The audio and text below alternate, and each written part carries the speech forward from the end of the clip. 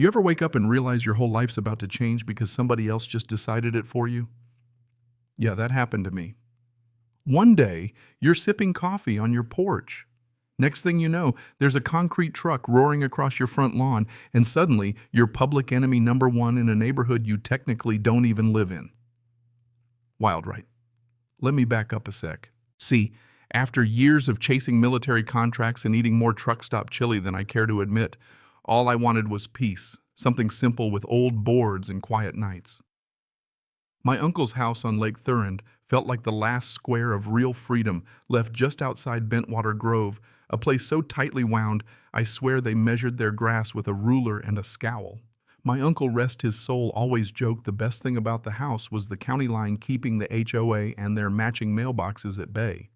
You could see the not subject to HOA sign from the porch if you squinted through the azaleas. Well, that little piece of paper turned out to be worth less than my uncle's old lawnmower when the first envelope showed up right there wedged in the gate. Big official looking, smelled like trouble. I figured it was a mistake, neighbor's mail or maybe some church flyer gone astray. But no, it was a notice of violation, unmaintained lawn, $550 fine, standardization measures threatened if I didn't pay up. I read it 3 times, coffee going cold in my hand, thinking, is this a joke? I'm an engineer, not a pushover, so I did what I know documented everything. Dug up the deed, my uncle's survey map, snapped a photo of that metal private property not part of HOA sign, and sent it all certified mail email, and even dropped a copy in their office box. I figured that'd be the end of it. I mean, how do you argue with county maps and property law, right? But HOAs never let a boundary stand in the way of a little control. Days turned to a week. No response. Just that creeping sense that I was being watched. Cameras went up driveway, alarm set, and sure enough, a black SUV started making slow passes. By my place-tinted windows, camera flashed the whole stakeout treatment. You can spot a bureaucrat with a grudge a mile away.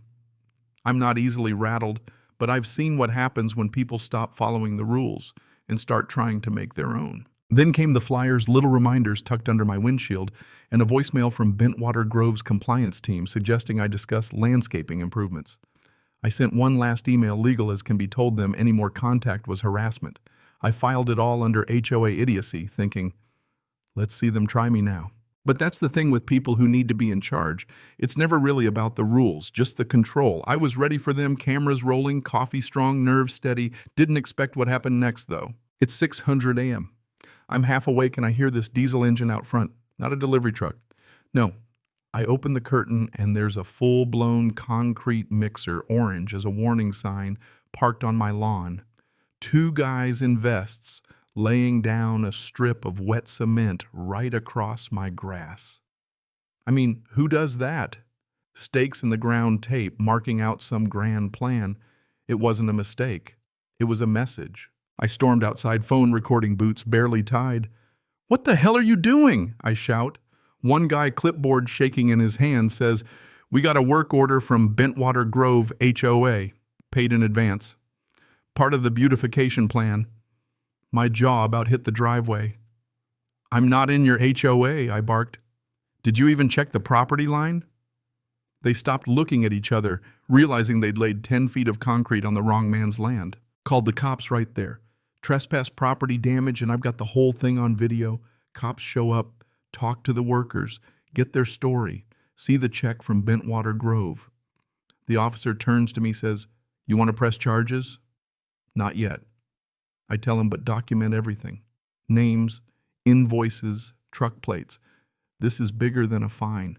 Back inside, I back up all the footage, send it to my lawyer, and just for good measure, upload the whole debacle to a fresh YouTube channel.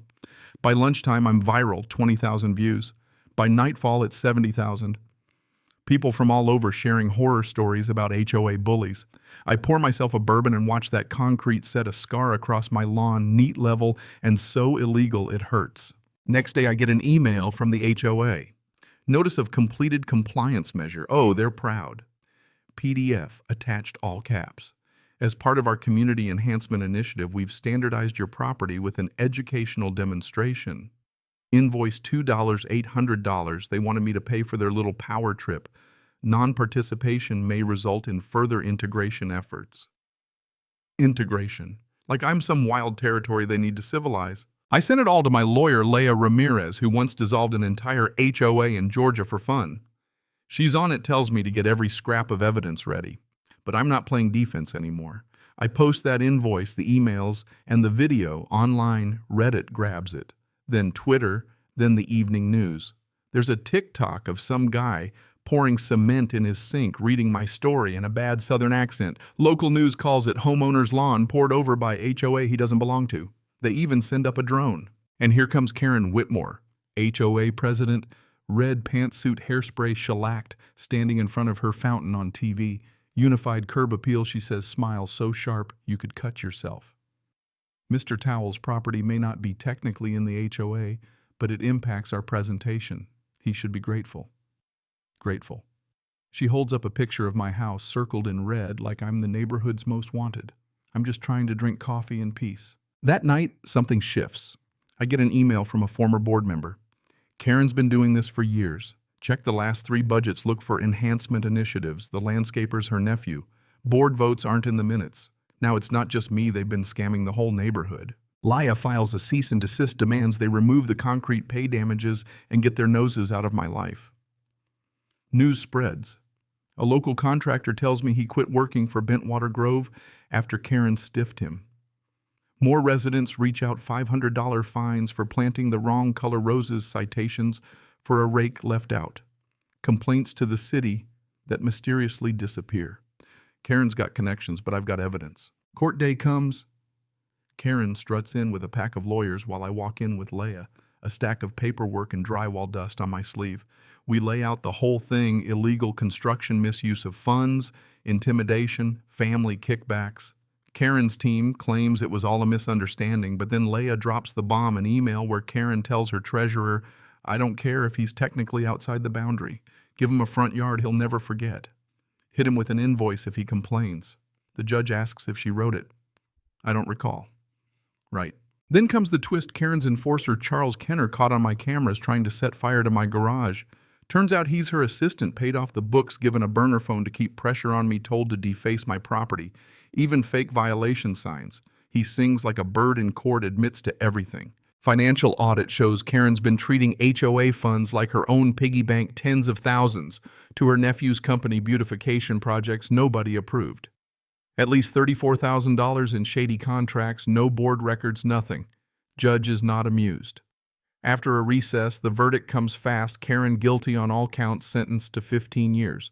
Her board cronies get 5 to 8 each, depending how deep they were in. HOA dissolved funds held for community repairs, and me awarded $480,000 for damages and legal hell. That night I finally breathe easy. The silence is real, no engines, no lurking SUVs, just lake breeze and crickets. Next morning I get in my old excavator, neighbors gathering to watch. I drive right over that concrete scar, lower the arm, and start smashing. Thunder cracks, concrete flies. 3 hours later, there's nothing but honest mud. I weld a sculpture, solid steel, 7 feet tall. This land is not HOA. This land is law. People start calling it the Statue of Liberty for homeowners. By the end of the week, my story's everywhere. CNN, Facebook memes, T-shirts. Strangers send messages. Folks from all over who got bullied by HOAs, lost homes, got threatened, or just gave up.